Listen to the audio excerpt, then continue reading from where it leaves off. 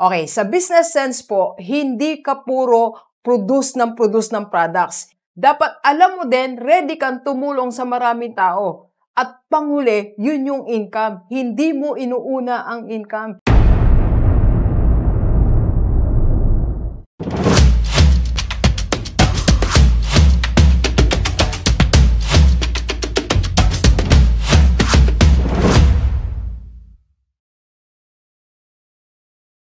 Alright, huwag kang magnegosyo kung wala kang business sense. Let's go, let's go. Yes, sa lahat ng mga gustong magnegosyo, baka wala ka namang business sense, negosyo ka ng negosyo. Kaya madali tayong malugi. So, Doc, ano bang ibig sabihin ng business sense? Ito yung pag meron kang nakitang isang sitwasyon, meron kang tatlong bagay na nakikita agad. Okay? One situation, three things ang nakikita mo. First, nakakakita ka or nakaka-imagine ka ng solution diyan sa isang situation. Second, dahil nakakakita ka ng solution, nakaka-imagine ka din ng income. Okay? And third, nakakakita ka din kung paano mo matulungan ang maraming tao. That is business sense. Kaya alam nyo, marami sa atin nagnegosyo, hindi tumagal kasi hindi niya kayang tumulong talaga sa iba. Ang nakikita niya lang lagi, income, income, and income. Hindi yun business sense. Ang business sense, nakakaisip ka ng solution. So, yun ang ibig sabihin ng business sense. You see the opportunity, that is the solution, and nakakita ka ng income,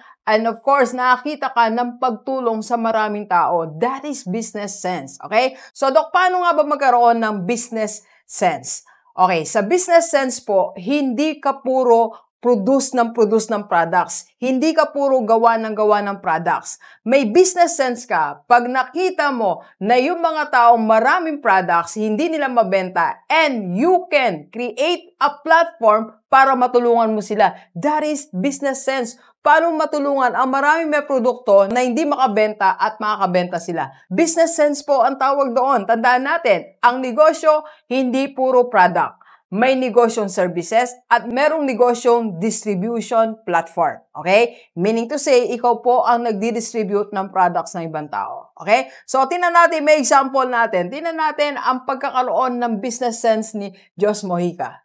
Kangkong chips. Business sense. Nakita niya may kangkong. Wala silang pera. Anong gagawin mo sa kangkong? Di ba? Opportunity. Solution yan. Solution para magkapera siya. Solution para makatulong siya sa pamilya niya. Solution para makatulong siya dun sa mga kababayan niya. Nakita niyo ngayon ang community niya? Ang dami ng tao doon sa kanilang community na nabigyan niya ng trabaho. Business sense ang tawag doon. Hindi niya binitawan yung mga tao. Tinutulungan niya doon sa kanilang farm, sa kangkong farm nila.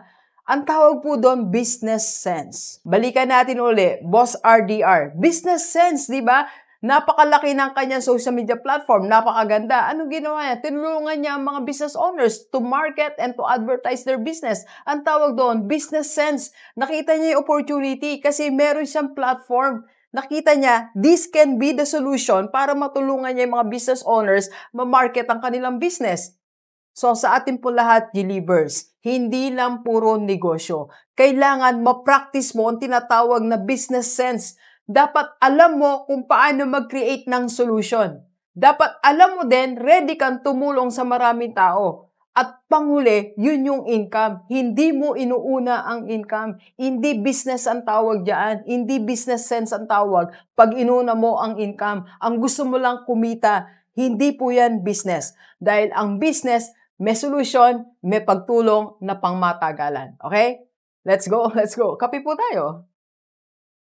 Thank you for watching. We are inviting you to attend our free webinar on how to save and invest the right way para magkaroon ka na ng investment sa mutual fund and maka-start ka na ng Kaiser mo. Ang Kaiser 3-in-1 po yan. May healthcare, life protection, and investment. PM na sa personal FB ko. Let's go, let's go!